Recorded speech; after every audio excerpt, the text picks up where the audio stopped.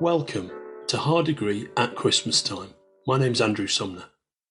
Charles Dickens first published A Christmas Carol in December 1843, and his ghostly festive tale of the miser Ebenezer Scrooge, of his night before Christmas in the spirit world, and his discovery of empathy, hope and redemption instantly captured the public imagination and has captured the public imagination ever since. In 1853, Dickens adapted A Christmas Carol for his live speaking tours, which took him all over the UK and the USA.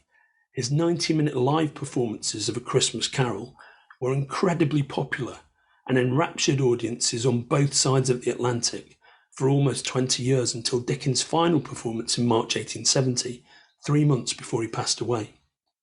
That was 150 years ago, and in the intervening century and a half, human society has changed in ways that an English gentleman from the mid-Victorian era could never have envisioned. But in some ways, human society is exactly, almost shockingly, the same.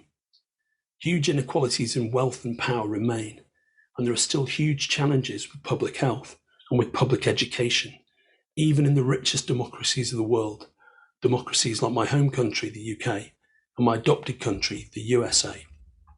And now, of course, we're coming to the end of a second wildly turbulent and damaging pandemic year, which has left many industries, many human beings shattered and gasping for breath. Our own comics and pop culture industry, supported by an all-important network of small community businesses, individually owned comic book stores, the temples of pop culture in which we all worship, has been particularly hard hit. And the team at the Book Industry Charitable Foundation, aka the Binc Foundation, with their Comic Book United Fund, have dedicated themselves to supporting comic book retailers. Now, 12 months ago, my good friend William Shanus introduced his own retailer mission of empathy, civic responsibility and community support, and reminded John, Kenrick and myself of Dickens' own seasonal message of empathy and civic responsibility. So back then, we thought what better way to underline their mission than to return to the words of Charles Dickens himself, the great believer in human society pulling together.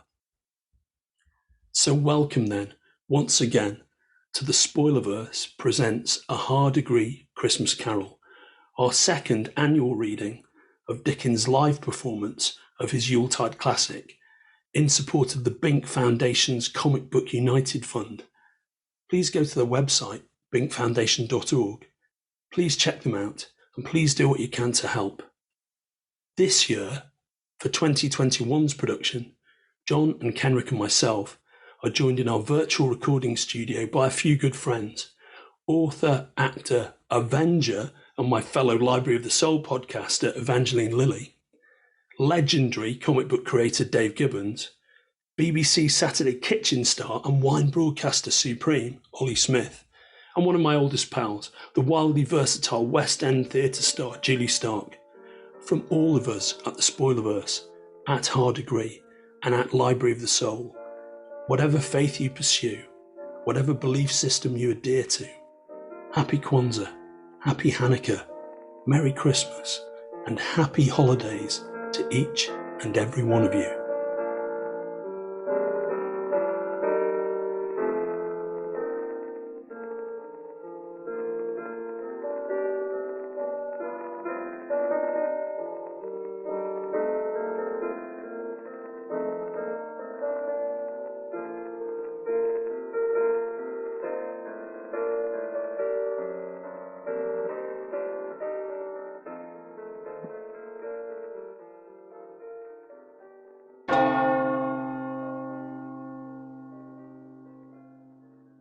A Christmas Carol by Charles Dickens, Stave 1, Marley's Ghost.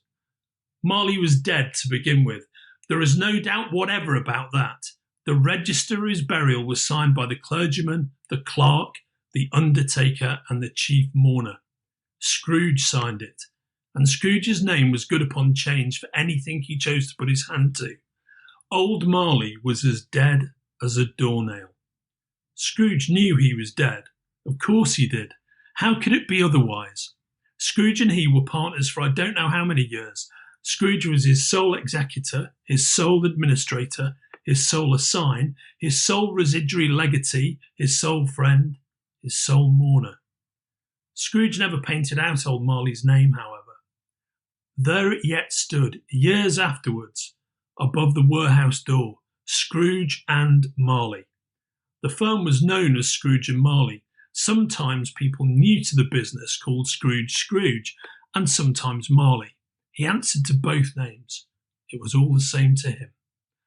Oh, but he was a tight-fisted hand at the grindstone, was Scrooge, a squeezing, wrenching, grasping, scraping, clutching, covetous old sinner. External heat and cold had little influence on him. No warmth could warm, no cold could chill him. No wind that blew was bitterer than he. No falling snow was more intent upon its purpose, no pelting rain less open to entreaty. Foul weather didn't know where to have him. The heaviest rain and snow and hail and sleet could boast of the advantage over him in only one respect. They often came down handsomely, and Scrooge never did. Nobody ever stopped him in the street to say, with gladsome looks, "My dear Scrooge, how are you? When will you come to see me?" No beggars implored him to bestow a trifle. No children asked him what it was o'clock. No man or woman ever once in all his life inquired the way to such and such a place of Scrooge. Even the blind men's dogs appeared to know him, and when they saw him coming on, would tug their owners into doorways and up courts, and then would wag their tails as though they said, "No eye at all is better than an evil-eyed dark master." But what did Scrooge care? It was the very thing he liked, to edge his way along the crowded paths of life, warning all humanity to keep its distance. Once upon a time, of all the good days in the year upon a Christmas Eve, old Scrooge sat busy in his counting house. It was cold, bleak, biting, foggy weather, and the city clocks had only just gone 3, but it was quite dark already.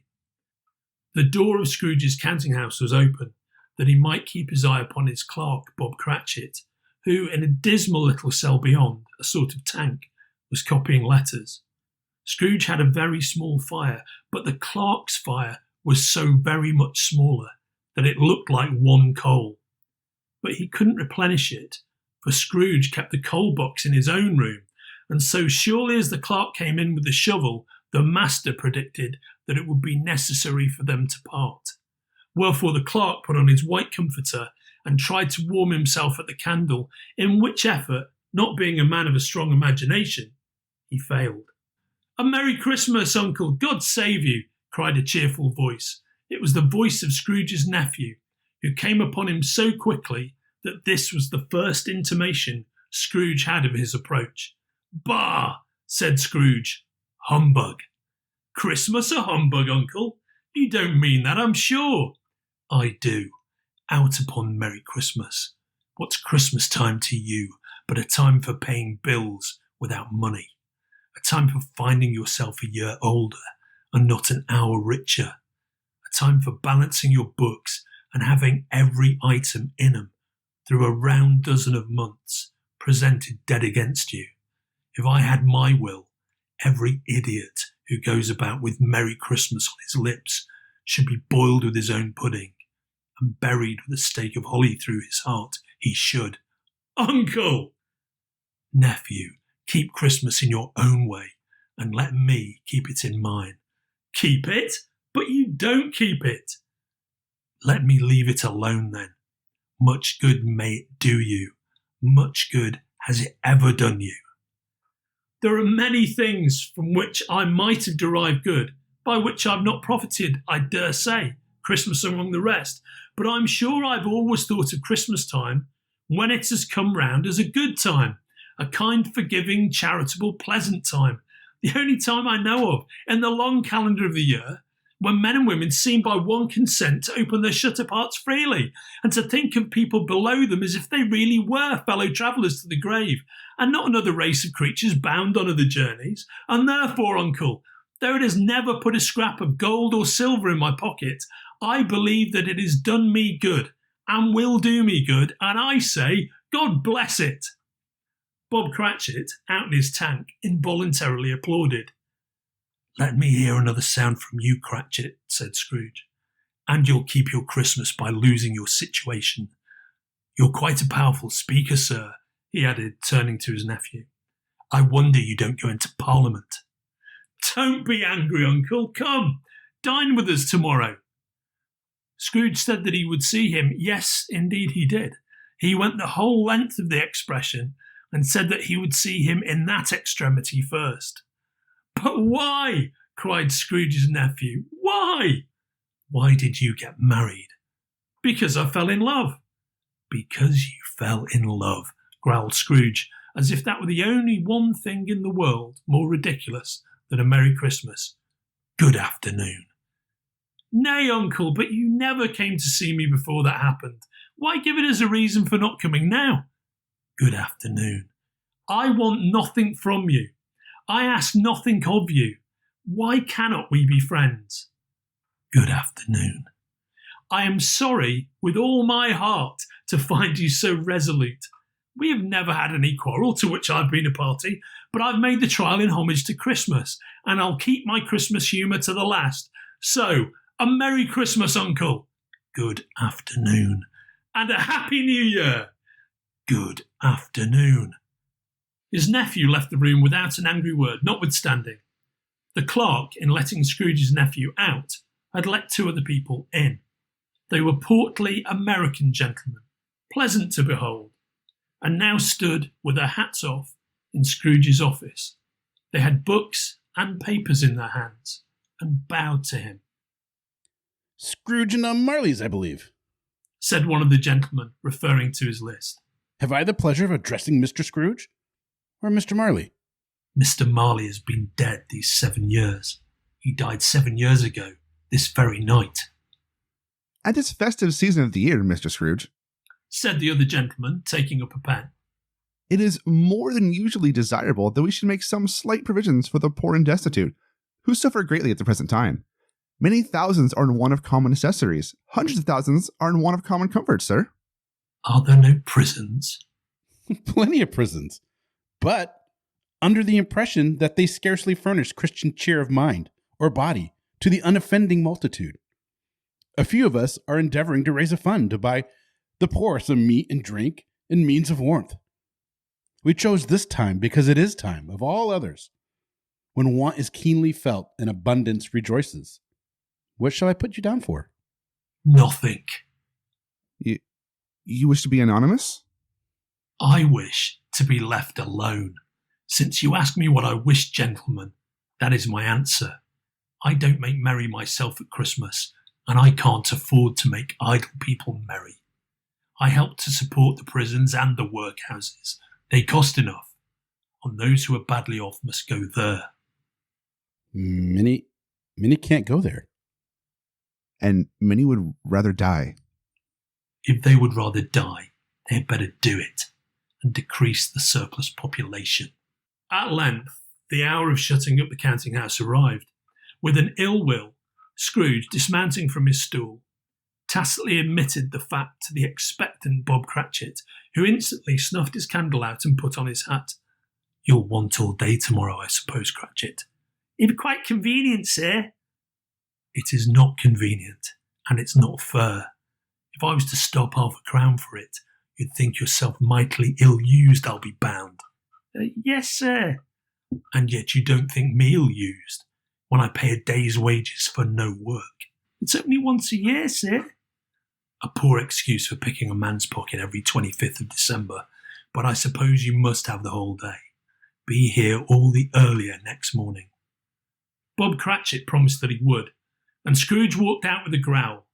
The office was closed in a twinkling, and Bob, with the long ends of his white comforter dangling below his waist, for he boasted no greatcoat, went down a slide at the end of a lane of boys 20 times in honour of its being Christmas Eve, and then ran home as hard as he could pelt to play at Blindman's Buff. Scrooge took his melancholy dinner in his usual melancholy tavern, and, having read all the newspapers and beguiled the rest of the evening with his banker's book, went home to bed. He lived in chambers which had once belonged to his deceased partner. They were a gloomy suite of rooms in a lowering pile of buildings up a yard. The building was old enough now and dreary enough for nobody lived in it but Scrooge, the other rooms being all let out as offices. Now it is a fact that there was nothing at all particular about the knocker on the door of this house, except that it was very large. Also that Scrooge had seen it night and morning during his whole residence in that place. Also that Scrooge had as little of what is called fancy about him as any man in the city of London. And yet Scrooge, having his key in the lock of the door, saw in the knocker, without its undergoing any intermediate process of change, not a knocker, but Marley's face. Marley's face with a dismal light about it, like a bad lobster in a dark cellar. It was not angry or ferocious, but it looked at Scrooge as Marley used to look, with ghostly spectacles turned up upon its ghostly forehead. As Scrooge looked fixedly at this phenomenon, it was a knocker again. He waved it off and closed the door with a bang. The sound resounded through the house like thunder. Every room above and every cask in the wine merchant cellars below appeared to have a separate peal of echoes of its own. Scrooge was not a man to be frightened by echoes. He fastened the door and walked across the hall and up the stairs, slowly too, trimming his candle as he went. Up Scrooge went, not caring a button for its being very dark. Darkness is cheap, and Scrooge liked it. But before he shut his heavy door, he walked through his rooms to see that all was right. He had just enough recollection of the face to desire to do that. Sitting room, bedroom, lumber room, all as they should be. Nobody under the table, nobody under the sofa, a small fire in the grate, spoon and basin ready, and the little saucepan of gruel, Scrooge had a cold in his head, upon the hob. Nobody under the bed, nobody in the closet, nobody in his dressing gown, which was hanging up in a suspicious attitude against the wall. Lumber room, as usual. Old fireguard, old shoes, 2 fish baskets, washing stand on 3 legs, and a poker. Quite satisfied, he closed his door and locked himself in. Double locked himself in, which was not his custom. Thus secured against surprise, he took off his cravat, put on his dressing gown and slippers and his nightcap, and sat down before the very low fire to take his gruel. As he threw his head back in the chair, his glance happened to rest upon a bell, a disused bell that hung in the room and communicated, for some purpose now forgotten, with the chamber in the highest story of the building. It was with great astonishment and with a strange, inexplicable dread that as he looked, he saw this bell begin to swing. Soon it rang out loudly, and so did every bell in the house. This was succeeded by a clanking noise deep down below, as if some person were dragging a heavy chain over the casks in the wine merchant's cellar. Then he heard the noise much louder on the floors below. Then coming up the stairs. Then coming straight towards his door. It came on through the heavy door, and a spectre passed into the room before his eyes, and upon its coming in, the dying flame leapt up as though it cried, "I know him, Marley's ghost." The same face, the very same. Marley in his pigtail, usual waistcoat, tights and boots. His body was transparent, so that Scrooge, observing him and looking through his waistcoat, could see the 2 buttons on his coat behind. Scrooge had often heard it said that Marley had no bowels, but he had never believed it until now. No, nor did he believe it even now, though he looked the phantom through and through, and saw it standing before him, though he felt the chilling influence of its death-cold eyes, and noticed the very texture of the folded kerchief bound about its head and chin, he was still incredulous. "How now?" said Scrooge, caustic and cold as ever. "What do you want with me?" "Much." Marley's voice, no doubt about it. "Who are you?" "Ask me who I was." "Who were you then?" "In life, I was your partner, Jacob Marley." Can you sit down?" "I can." "Do it then." Scrooge asked the question because he didn't know whether a ghost so transparent might find himself in a condition to take a chair, and felt that, in the event of its being impossible, it might involve the necessity of an embarrassing explanation. but the ghost sat down on the opposite side of the fireplace, as if he were quite used to it. You don't believe in me. I don't. What evidence would you have of my reality beyond that of your senses? I don't know. Why do you doubt your senses? Because a little thing affects them. A slight disorder of the stomach, perhaps. You may be an undigested bit of beef, a blot of mustard, a crumb of cheese, a fragment of an underdone potato. There's more of gravy than of grave about you, whatever you are. Scrooge was not much in the habit of cracking jokes, nor did he feel in his heart by any means waggish then. The truth is that he tried to be smart as a means of distracting his own attention and keeping down his horror. But how much greater was his horror when, the phantom taking off the bandage round its head as if it were too warm to wear indoors, its lower jaw dropped down upon its breast. Mercy, dreadful apparition, why do you trouble me? Why do spirits walk the earth? And why do they come to me? It is required of every man that the spirit within him should walk abroad among his fellow men and travel far and wide. And if that spirit goes not forth in life, it is condemned to do so after death. I cannot tell you all I would. A very little more is permitted to me. I cannot rest. I cannot stay. I cannot linger anywhere. My spirit never walked beyond our counting house. Mark me. In life, my spirit never roved beyond the narrow limits of our money-changing hole, and weary journeys lie before me. 7 years dead, and travelling all the time. You travel fast. On the wings of the wind. You might have got over a great quantity of ground in 7 years.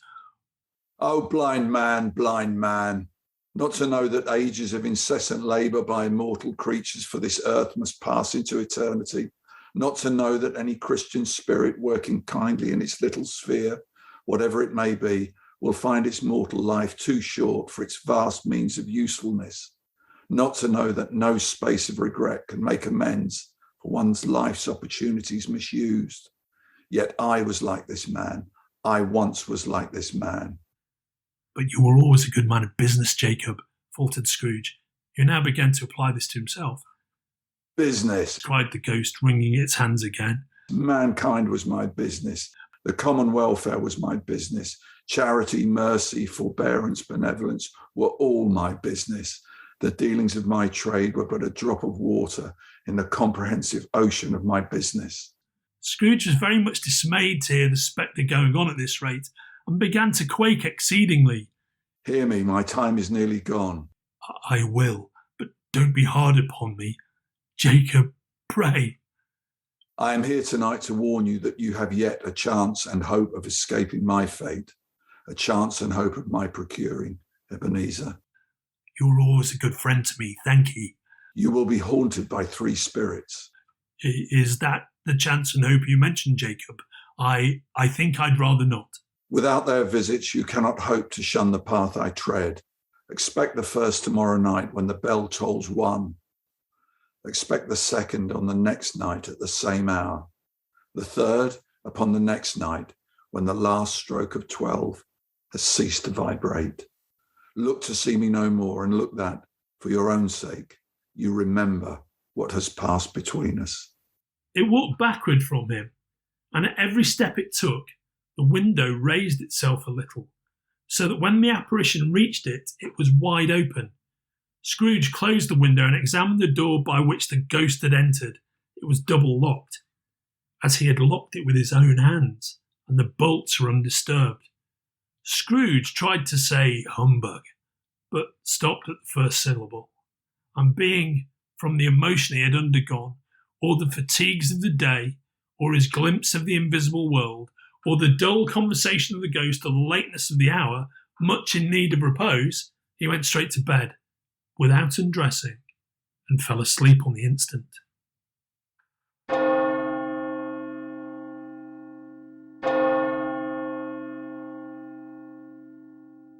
Stave 2, the first of the 3 spirits.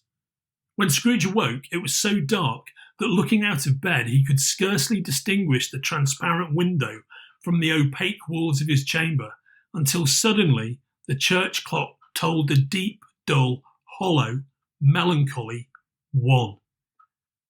Light flashed up in the room upon the instant, and the curtains of his bed were drawn aside by a strange figure, like a child, yet not so like a child as like an old man, viewed through some supernatural medium which gave him the appearance of having receded from the view. Its hair, which hung about its neck and down its back, was white as if with age, and yet the face had not a wrinkle in it, and the tenderest bloom was on the skin. It held a branch of fresh green holly in its hand, and in singular contradiction of that wintry emblem, had its dress trimmed with summer flowers. But the strangest thing about it was that from the crown of its head there sprung a bright, clear jet of light, by which all this was visible, and which was doubtless the occasion of its using, in its duller moments, a great extinguisher for a cap, which it now held under its arm. "Are you the spirit, sir, whose coming was foretold to me?" I am. "Who and what are you?" I am the ghost of Christmas past. "Long past?" Know your past. The things that you will see with me are shadows of the things that have been. They will have no consciousness of us. Scrooge then made bold to inquire what business brought him there. Your welfare. Rise and walk with me. It would have been in vain for Scrooge to plead that the weather and the hour were not adapted to pedestrian purposes, that bed was warm, and the thermometer a long way below freezing, that he was clad but lightly in his slippers, dressing gown, and nightcap, and that he had a cold upon him at that time. The grasp, though gentle as a woman's hand, was not to be resisted. He rose, but finding that the spirit made towards the window, clasped its robe in supplication. "I am a mortal, and liable to fall." Bear but a touch of my hand there, said the spirit, laying it upon his heart, and you shall be upheld in more than this. As the words were spoken, they passed through the wall and stood in the busy thoroughfares of a city. It was made plain enough by the dressing of the shops that here, too, it was Christmas time. The ghost stopped at a certain warehouse door and asked Scrooge if he knew it. "Know it? I was apprenticed here." They went in. At the sight of an old gentleman in a Welsh wig, sitting behind such a high desk that if he had been 2 inches taller, he must have knocked his head against the ceiling, Scrooge cried in great excitement, "Why, it's old Fezziwig, bless his heart! It's Fezziwig alive again!" Old Fezziwig laid down his pen and looked up at the clock, which pointed to the hour of 7. He rubbed his hands, adjusted his capacious waistcoat, laughed all over himself from his shoes to his organ of benevolence, and called out in a comfortable, oily, rich, fat, jovial voice, "Yo-ho there, Ebenezer, Dick!" A living and moving picture of Scrooge's former self, a young man, came briskly in, accompanied by his fellow prentice. "Dick Wilkins, to be sure," said Scrooge to the ghost. "My old fellow prentice, bless me. Yes, there he is. He was very much attached to me, was Dick. Poor Dick. Dear, dear." "Yo-ho, my boys," said Fezziwig. "No more work tonight. Christmas Eve, Dick. Christmas, Ebenezer. Let's have the shutters up before a man can say Jack Robinson. Clear away, my lads, and let's have lots of room here." Clear away? There was nothing they wouldn't have cleared away, or couldn't have cleared away with old Fezziwig looking on. It was done in a minute. Every movable was packed off, as if it were dismissed from public life forevermore. The floor was swept and watered, the lamps were trimmed, fuel was heaped upon the fire, and the warehouse was as snug and warm and dry and bright a ballroom as you would desire to see upon a winter's night. In came a fiddler with a music book and went to the lofty desk and made an orchestra of it. In came Mrs. Fezziwig, one vast, substantial smile. In came the 3 Miss Fezziwigs, beaming and lovable. In came the 6 young followers whose hearts they broke. In came all the young men and women employed in the business. In came the housemaid with her cousin the baker. In came the cook with her brother's particular friend, the milkman. In they all came one after another, some shyly, some boldly, some gracefully, some awkwardly, some pushing, some pulling.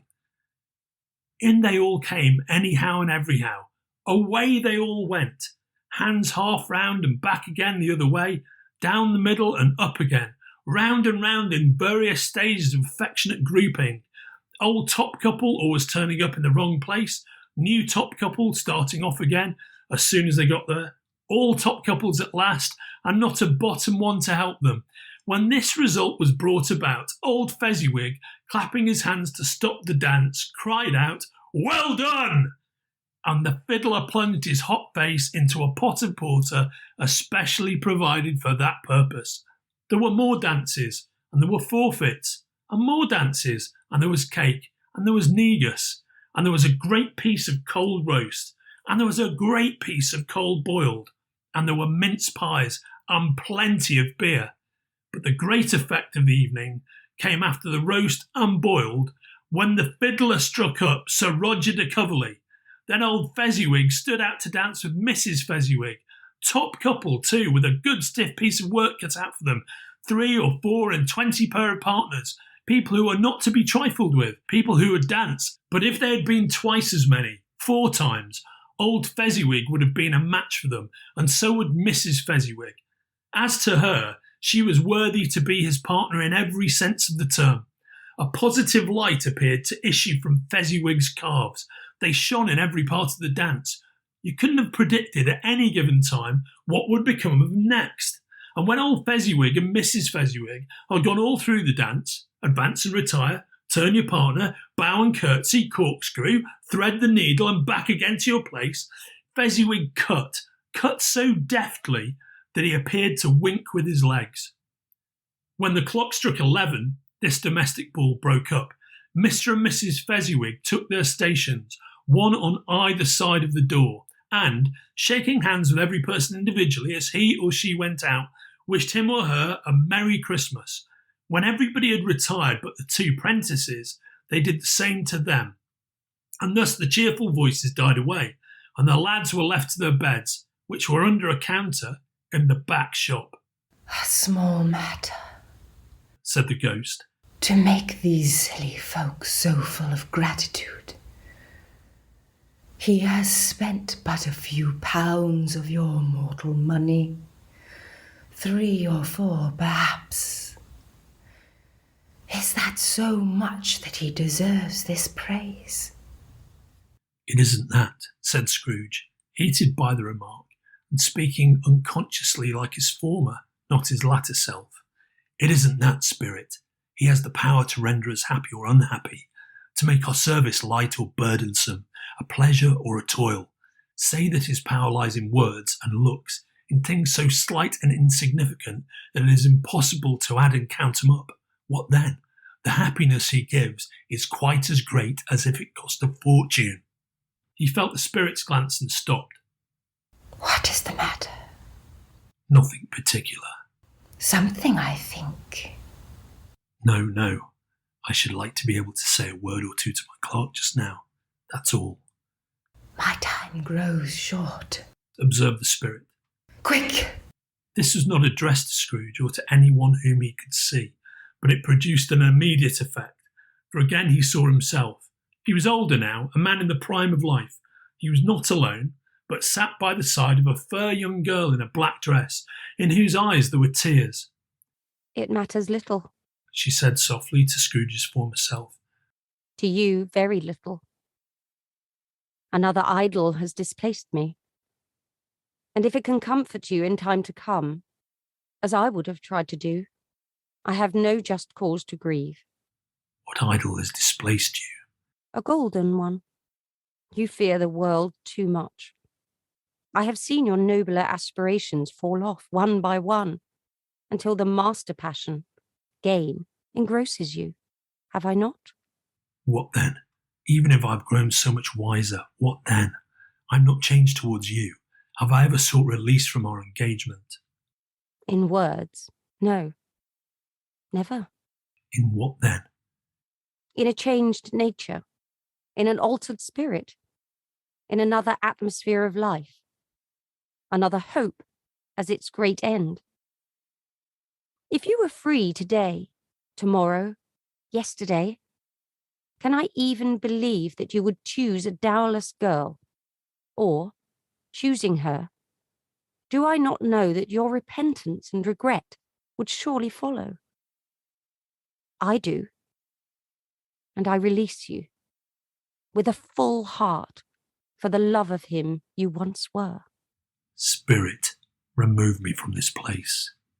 I told you these were shadows of the things that have been, said the ghost. They are what they are. Do not blame me. Remove me, Scrooge exclaimed. I cannot bear it. Leave me. Take me back. Haunt me no longer. As he struggled with the spirit, he was conscious of being exhausted and overcome by an irresistible drowsiness, and further, of being in his own bedroom. He had barely time to reel to bed before he sank into a heavy sleep.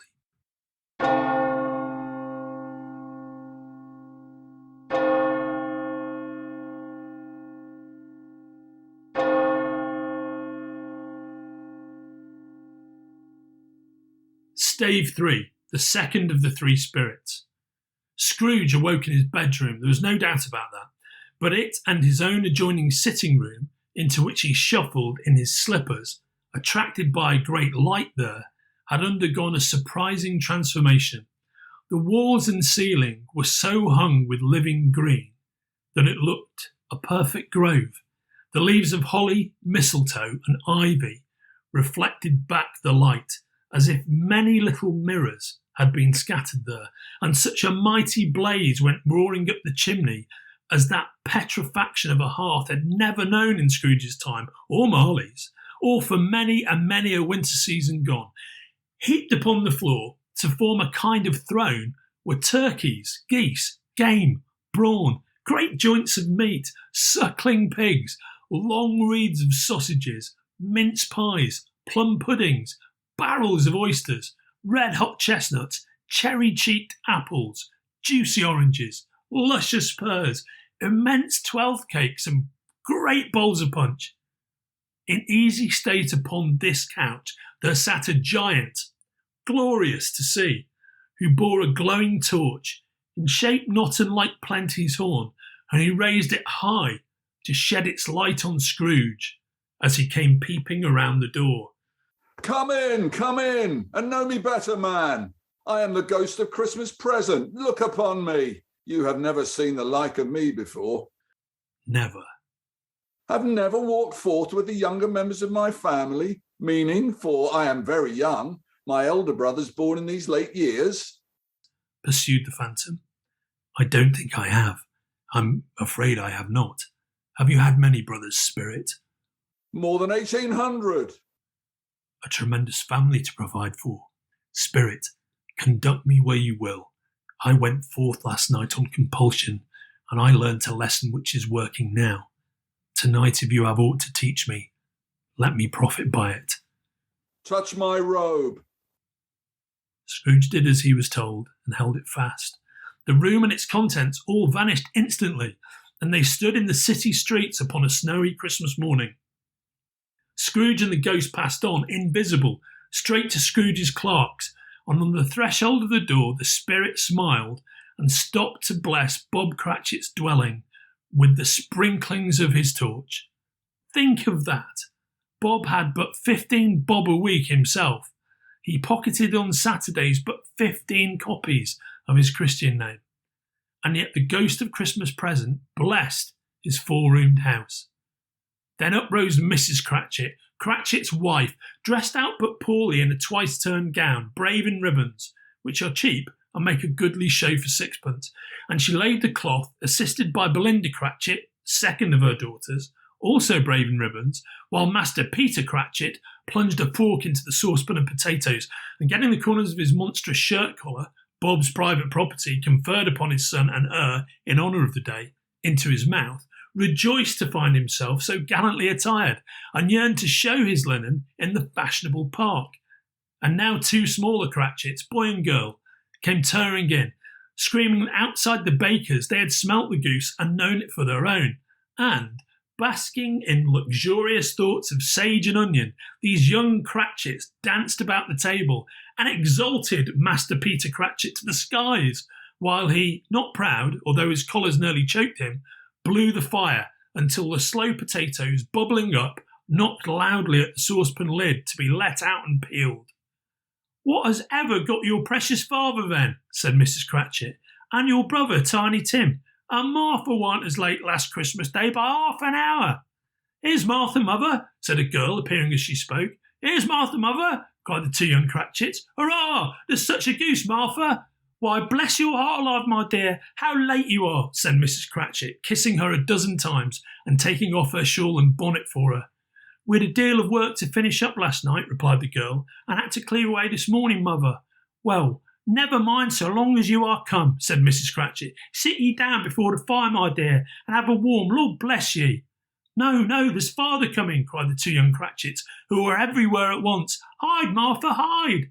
So Martha hid herself, and in came little Bob, the father, with at least 3 feet of comforter, exclusive of the fringe, hanging down before him, and his threadbare clothes darned up and brushed to look seasonable, and Tiny Tim upon his shoulder. Alas for Tiny Tim, he bore a little crutch, and had his limbs supported by an iron frame. "Why, where's our Martha?" cried Bob Cratchit, looking round. "Not coming," said Mrs. Cratchit. "Not coming?" said Bob, with a sudden declension in his high spirits, for he had been Tim's blood horse all the way from church, and had come home rampant. "Not coming upon Christmas Day?" Martha didn't like to see him disappointed, even if it were only in joke. So she came out prematurely from behind the closet door and ran into his arms while the two young Cratchits hustled Tiny Tim and bore him off to the wash-house that he might hear the pudding singing in the copper. "And how did little Tim behave?" said Mrs. Cratchit when she had rallied Bob on his credulity, and Bob had hugged his daughter to his heart's content. "As good as gold," said Bob, "and better. Somehow he gets thoughtful, sitting by himself so much, and he thinks the strangest things you ever heard. He told me, coming home, that he hoped that the people saw him in the church because he was a cripple, and it might be pleasant to them to remember, upon Christmas Day, he made lame beggars walk and blind men see." Bob's voice was tremulous when he told them this, and trembled more when he said that Tiny Tim was growing strong and hearty. His active little crutch was heard upon the floor, and back came Tiny Tim before another word was spoken, escorted by his brother and sister to his stool beside the fire, and while Bob, turning up his cuffs, as if, poor fellow, they were capable of being made more shabby, compounded some hot mixture in a jug with gin and lemons, and stirred it round and round and put it on the hob to simmer, Master Peter and the two ubiquitous young Cratchits went to fetch the goose, with which they soon returned in high procession.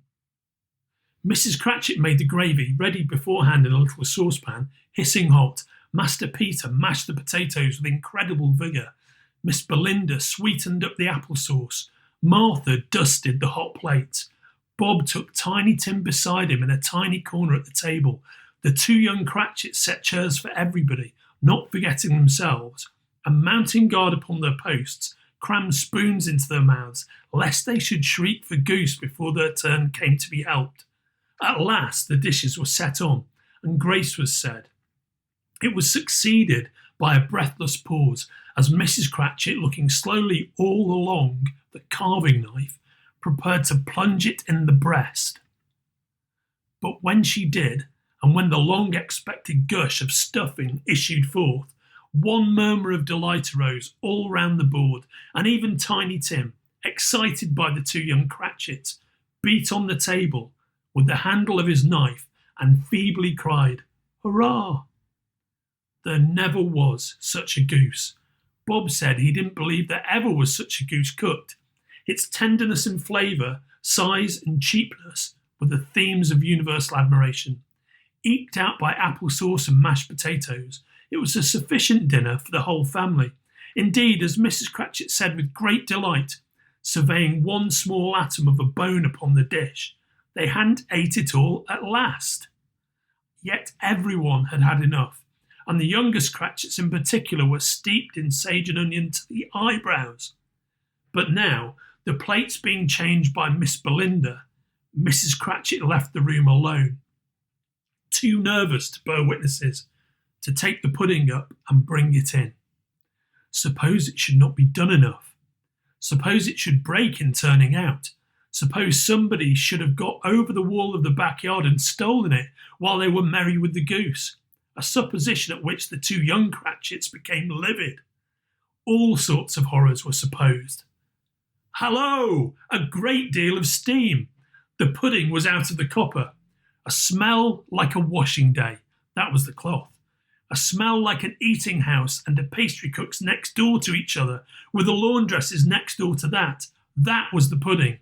In half a minute, Mrs. Cratchit entered, flushed but smiling proudly, with the pudding like a speckled cannonball, so hard and firm, blazing in half a quartern of ignited brandy, and bedight with Christmas holly stuck into the top. Oh, a wonderful pudding! Bob Cratchit said, and calmly too, that he regarded it as the greatest success achieved by Mrs. Cratchit since their marriage.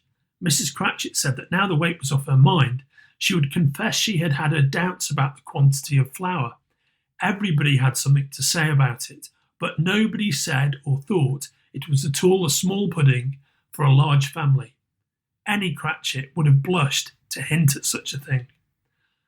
At last the dinner was all done. The cloth was cleared, the hearth swept, and the fire made up. The compound in the jug being tasted and considered perfect, apples and oranges were put upon the table and a shovelful of chestnuts on the fire. Then all the Cratchit family drew round the hearth in what Bob Cratchit called a circle, and at Bob Cratchit's elbow stood the family display of glass, 2 tumblers, and a custard cup without a handle. These held the hot stuff from the jug, however, as well as golden goblets would have done, and Bob served it out with beaming looks, while the chestnuts on the fire sputtered and crackled noisily.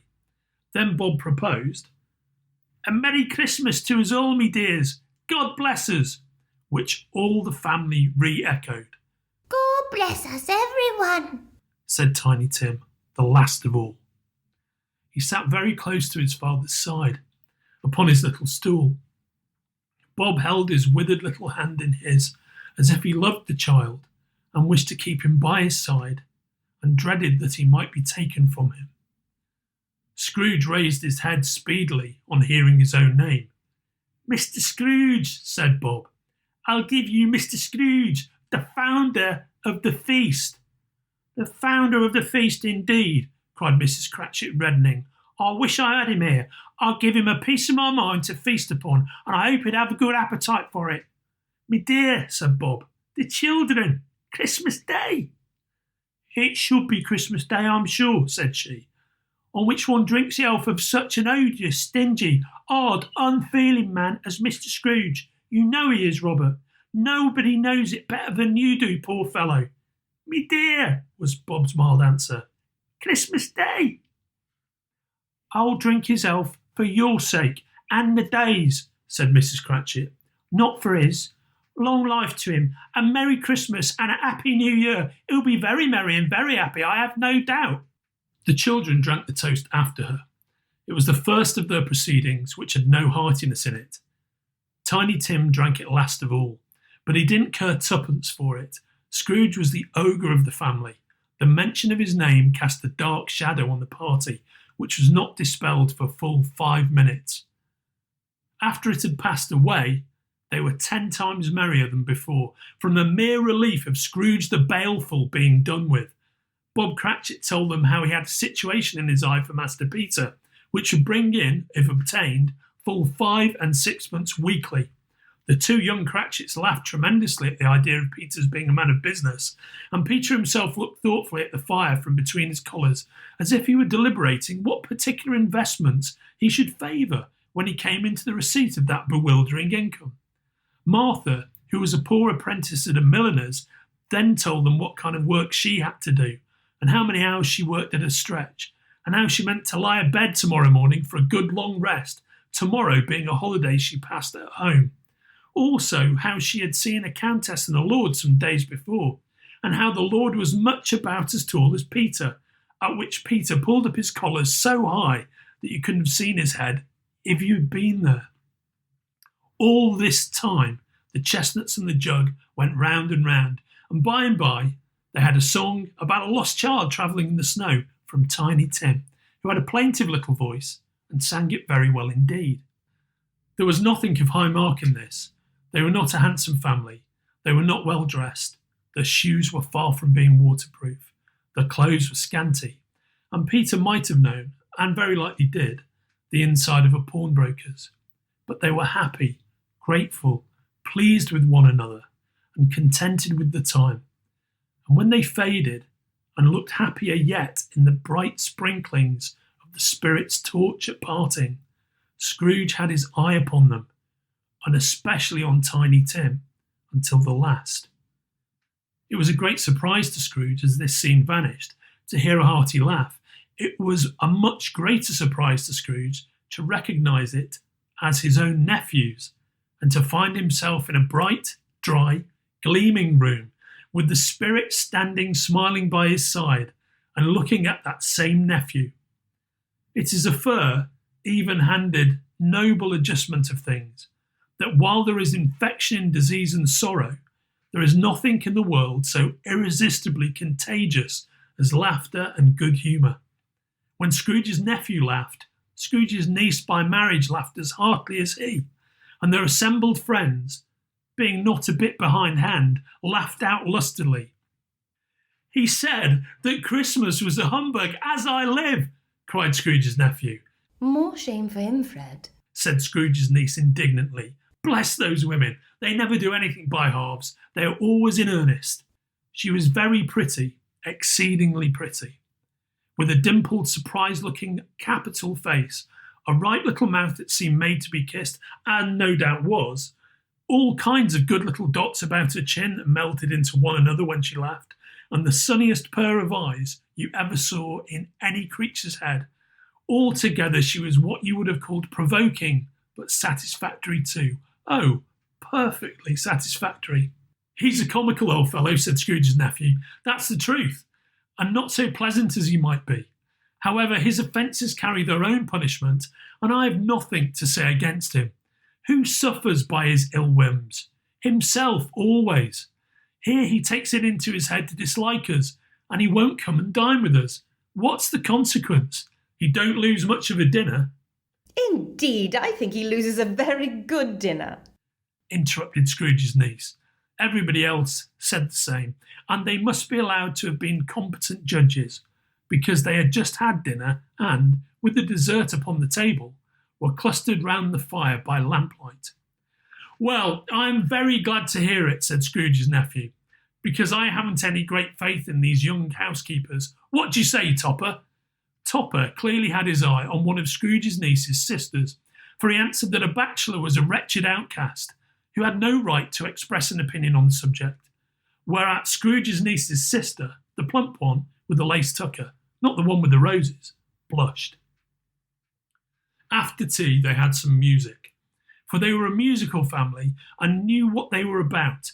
When they sung a glee or catch, I can assure you, especially Topper, who could growl away in the bass like a good one and never swell the large veins in his forehead or get red in the face over it. But they didn't devote the whole evening to music. After a while they played at forfeits, for it is good to be children sometimes, and never better than at Christmas, when its mighty founder was a child himself. There was first a game at Blind Man's Buff, though, and I no more believe Topper was really blinded than I believe he had eyes in his boot, because the way in which he went after that plump sister and the lace tucker was an outrage on the credulity of human nature, knocking down the fire irons, tumbling over the chairs, bumping up against the piano, smothering himself among the curtains. Wherever she went, there went he. He always knew where the plump sister was. He wouldn't catch anybody else.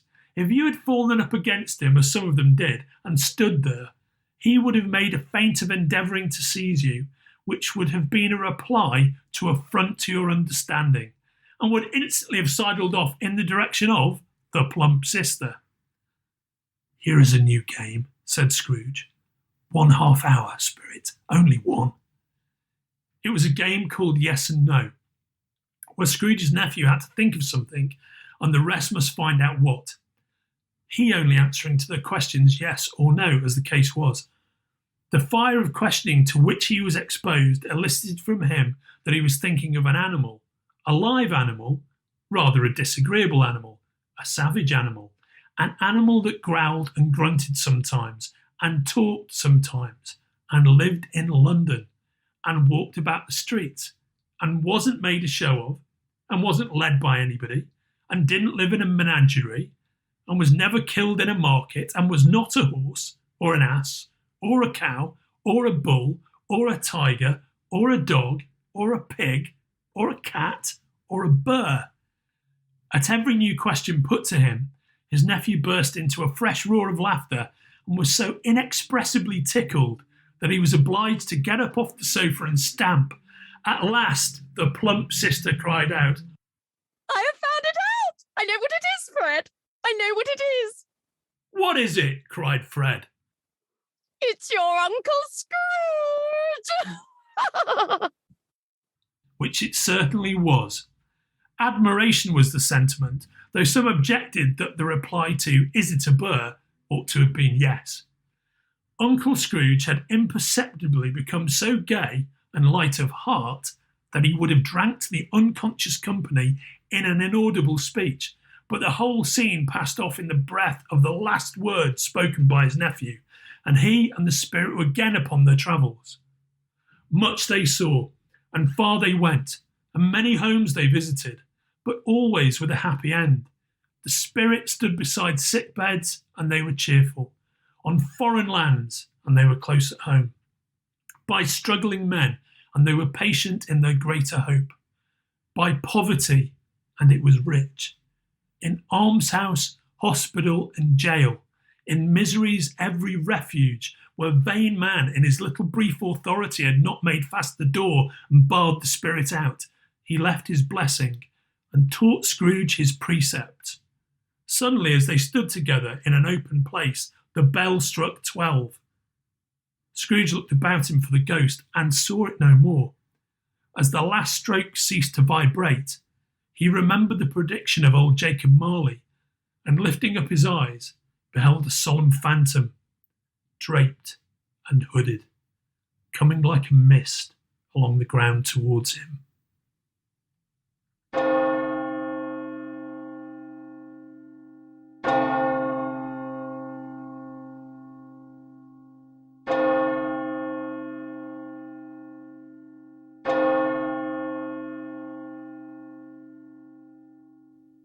Stave 4, the last of the spirits. The phantom slowly, gravely, silently approached. When it came near him, Scrooge bent down upon his knee, for in the earth through which this spirit moved, it seemed to scatter gloom and mystery. It was shrouded in a deep black garment, which concealed its head, its face, its form, and left nothing of it visible save one outstretched hand. He knew no more, for the spirit neither spoke nor moved. Am I in the presence of the ghost of Christmas yet to come? Ghost of the future? I fear you more than any spectre I have seen, but as I know your purpose is to do me good, and as I hope to live to be another man from what I was, I am prepared to bear you company, and do it with a thankful heart. Will you not speak to me? It gave him no reply. The hand was pointed straight before them. Lead on, lead on. The night is waning fast, and it is precious time to me, I know. Lead on, spirit. They scarcely seemed to enter the city, for the city rather seemed to spring up about them. But there they were in the heart of it, on change, amongst the merchants. The spirit stopped beside one little knot of businessmen. Observing that the hand was pointed to them, Scrooge advanced to listen to their talk. No, said a great fat man with a monstrous chin. I don't know much about it either way. I only know he's dead. When did he die? Inquired another. Last night, I believe. Why? What was the matter with him? I thought he'd never die. God knows, said the first with a yawn. What has he done with his money? Asked a red-faced gentleman. I haven't heard, said the man with a large chin. Company, perhaps. He hadn't left it to me. That's all I know. Bye-bye. Scrooge was at first inclined to be surprised that the spirit should attach importance to conversation apparently so trivial. But feeling assured that it must have some hidden purpose, he set himself to consider what it was likely to be. It could scarcely be supposed to have any bearing on the death of Jacob, his old partner, for that was past, and this ghost province was the future. He looked about in that very place for his own image, but another man stood in his accustomed corner, and though the clock pointed to his usual time of day for being there, he saw no likeness of himself among the multitudes that poured in through the porch. It gave him little surprise, however, for he had been revolving in his mind the change of life, and he thought and hoped he saw his newborn resolutions carried out in this. They left this busy scene and went into an obscure part of the town, to a low shop where iron, old rags, bottles, bones, and greasy offal were bought. A grey-haired rascal of great age sat smoking his pipe. Scrooge and the Phantom came into the presence of this man, just as a woman with a heavy bundle slunk into the shop. But she had scarcely entered when another woman, similarly laden, came in too, and she was closely followed by a man in faded black. After a short period of blank astonishment, in which the old man with the pipe had joined them, they all three burst into a laugh. Let the charwoman alone to be the first. Cried she who had entered first. Let the laundress alone to be the second. And let the undertaker's man alone to be the third. Look here, old Joe, here's a chance. If we haven't all three met here without meaning it. You couldn't have met in a better place. You were made free of it long ago, you know, and the other two ain't strangers. What you got to sell? What have you got to sell? Half a minute's patience, Joe, and you shall see. What odds, then? What odds, Mrs. Dilber? Said the woman. Every person has a right to take care of themselves. He always did. Who's the worse for the loss of a few things like these? Not a dead man, I suppose.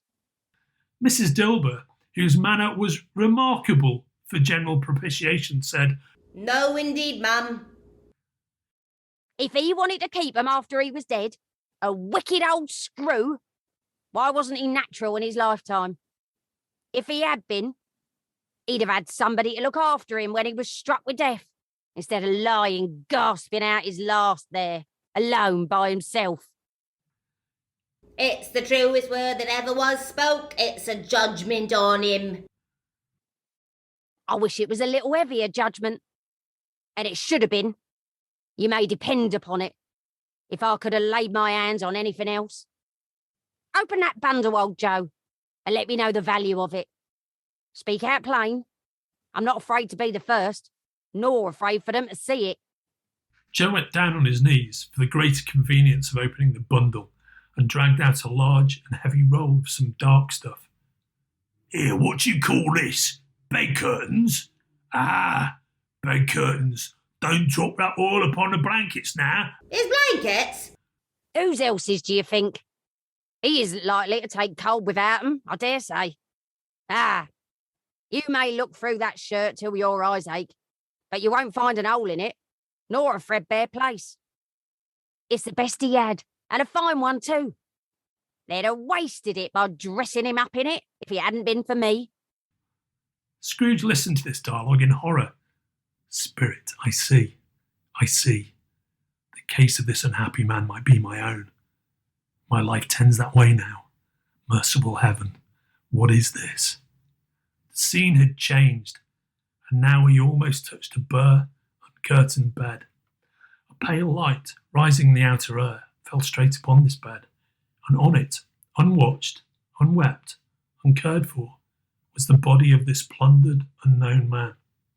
Spirit, let me see some tenderness connected with the death, or this dark chamber spirit will be forever present to me. The ghost conducted him to poor Bob Cratchit's house. The dwelling he had visited before and found the mother and the children seated round the fire. Quiet, very quiet. The noisy little Cratchits were as still as statues in one corner, and sat looking up at Peter, who had a book before him. The mother and her daughters were engaged in needlework, but surely they were very quiet. And he took a child and set him in the midst of them. Where had Scrooge heard those words? He had not dreamed them. The boy must have read them out. as he and the spirit crossed the threshold. Why did he not go on? The mother laid her work upon the table and put her hand up to her face. "The colour hurts my eyes," she said. "The colour? Ah, poor Tiny Tim." "They're better now again. It makes them weep by candlelight. I wouldn't show weak eyes to your father when he comes home for the world. It must be near his time." "Past it, rather," said Peter, shutting up his book. "But I think he's walked a little slower than he used these last few evenings, Mother. I've known him walk with Tiny Tim upon his shoulder very fast indeed." "And so have I," cried Peter. "Often." "So have I," cried another. So had all. "But he was very light to carry, and his father loved him so that it was no trouble. And here is your father at the door." She hurried out to meet him, and little Bob and his comforter, he had need of it, poor fellow, came in. His tea was ready for him on the hob, and they all tried who should help him to it most. Then the two young Cratchits got up on his knees and laid, each child a little cheek against his face, as if they said, "Don't mind it, father, don't be grieved." Bob was very cheerful with them, and spoke very pleasantly to all the family. He looked at the work upon the table and praised the industry and speed of Mrs. Cratchit and the girls. They would be done long before Sunday, he said. "Sunday? You went today then, Robert?" "Yes, me dear," returned Bob. "I wish you could have gone. Would have done you good to see how green a place it is. But you'll see it often. I promised him that I would walk there on a Sunday. My little child, my little child." He broke down all at once. He couldn't help it. If he could have helped it, he and his child would have been farther apart, perhaps, than they were. "Spectre," said Scrooge. "Something informs me that our parting moment is at hand. I know it, but I know not how. Tell me what man that was, with the covered face, whom we saw lying dead." The ghost of Christmas yet to come conveyed him to a dismal, wretched, ruinous churchyard. The spirit stood among the graves and pointed down to one. "Before I draw nearer to that stone to which you point, answer me one question. Are these the shadow of the things that will be, or are they shadows of the things that may be only?" Still the ghost pointed downward to the grave by which it stood. "Men's courses will foreshadow certain ends to which, if persevered in, they must lead. But if the courses be departed from, the ends will change. Say it is thus, what you show me." The spirit was as movable as ever. Scrooge crept towards it, trembling as he went, and following the finger read upon the stone of the neglected grave his own name, Ebenezer Scrooge. "Am I that man who lay upon the bed? No, spirit, oh no, spirit, hear me. I am not the man I was. I will not be the man I must have been but for this intercourse. Why show me this, if I am past all hope? Assure me that I may yet change these shadows you have shown me, by an altered life." For the first time, the kind hand faltered. "I will honour Christmas in my heart and try to keep it all the year. I will live in the past, the present, and the future. The spirits of all three shall strive within me. I will not shut out the lessons that they teach. Oh, tell me I may sponge away the writing on this stone." Holding up his hands in one last prayer to have his fate reversed, he saw an alteration in the phantom's hood and dress. It shrunk, collapsed, and dwindled down into a bedpost. Yes, and the bedpost was his own. The bed was his own. The room was his own. Best and happiest of all, the time before him was his own, to make amends in. He was checked in his transports by the churches ringing out the lustiest peals he had ever heard. Running to the window, he opened it and put out his head. No fog, no mist, no night. Clear, bright, stirring, golden day. "What's today?" cried Scrooge, calling downward to a boy in Sunday clothes, who perhaps had loitered in to look about him. Eh? "What's today, my fine fellow?" Today? Why? Christmas Day! It's Christmas Day. I haven't missed it. Hello, my fine fellow. Hello. Do you know the poulterers in the next street but one at the corner? I should hope I did. An intelligent boy, a remarkable boy. Do you know whether they've sold the prize turkey that was hanging up there? Not the little prize turkey, the big one. What? The one as big as me? What a delightful boy. It's a pleasure to talk to him. Yes, my buck. It's hanging there now. Is it? Go and buy it. Walker! Exclaimed the boy. No, I'm in earnest. Go and buy it and tell him to bring it here that I may give them the direction where to take it. Come back with the man and I'll give you a shilling. Come back with him in less than 5 minutes and I'll give you half a crown. The boy was off like a shot. I'll send it to Bob Cratchit's. He shan't know who sends it. It's twice the size of Tiny Tim. Joe Miller never made such a joke as sending it to Bob's will be. The hand in which he wrote the address was not a steady one, but write it he did somehow, and went downstairs to open the street door, ready for the coming of the poulterer's man. It was a turkey. He never could have stood upon his legs, that bird. He would have snapped them off short in a minute like sticks of sealing wax. Scrooge dressed himself all in his best, and at last got out into the streets. The people were by this time pouring forth, as he had seen them with the ghost of Christmas present, and walking with his hands behind him, Scrooge regarded everyone with a delighted smile. He looked so irresistibly pleasant, in a word, that 3 or 4 good-humoured fellows said, "Good morning, sir, and Merry Christmas to you." And Scrooge said often afterwards that of all the blithe sounds he had ever heard, these were the blithest in his ears. In the afternoon, he turned his steps toward his nephew's house. He passed the door a dozen times before he had the courage to go up and knock, but he made a dash and did it. "Is your master at home, my dear?"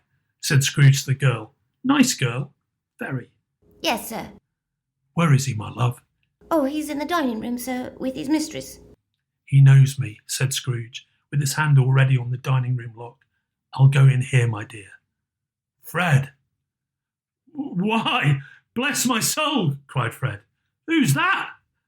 "It's I, your Uncle Scrooge. I've come to dinner. Will you let me in, Fred?" "Let him in? It is a mercy he didn't shake his arm off. He was at home in 5 minutes. Nothing could be heartier.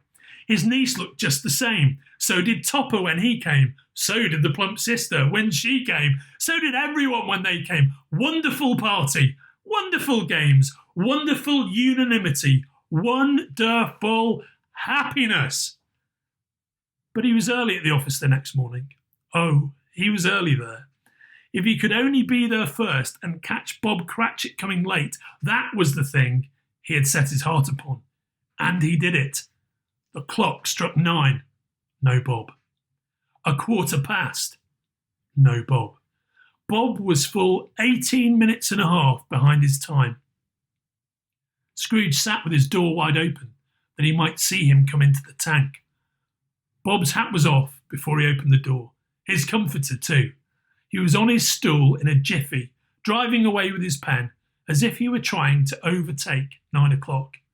"Hello," growled Scrooge in his accustomed voice, as near as he could feign it. "What do you mean by coming here at this time of day?"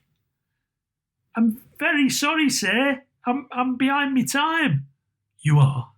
Yes, I think you are. Step this way, if you please." "It's only once a year, sir. It shall not be repeated. I was making out the merry yesterday, sir." "Now I'll tell you what, my friend. I'm not going to stand this sort of thing any longer. And therefore," Scrooge continued, leaping from his stool and giving Bob such a dig in the waistcoat that he staggered back into the tank again, "and therefore I'm about to raise your salary." Bob trembled and got a little nearer to the ruler. "A Merry Christmas, Bob," said Scrooge, with an earnestness that could not be mistaken, as he clapped him on the back. "A merrier Christmas, Bob, my good fellow, than I've given you for many a year. I'll raise your salary and endeavour to assist your struggling family, and we will discuss your affairs this very afternoon over a Christmas bowl of smoking Bishop Bob. Make up the fires. and buy a second coal scuttle before you dot another I, Bob Cratchit. Scrooge was better than his word. He did it all and infinitely more. And to Tiny Tim, who did not die, he was a second father.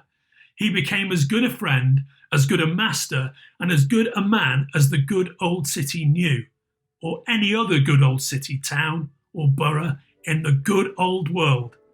Some people laughed to see the alteration in him, but his own heart laughed, and that was quite enough for him. Scrooge had no further intercourse with spirits, but lived in that respect upon the total abstinence principle ever afterwards, and it was always said of him that he knew how to keep Christmas well if any man alive possessed the knowledge. May that be truly said of us, and all of us. And so, as Tiny Tim observed, God bless us, everyone.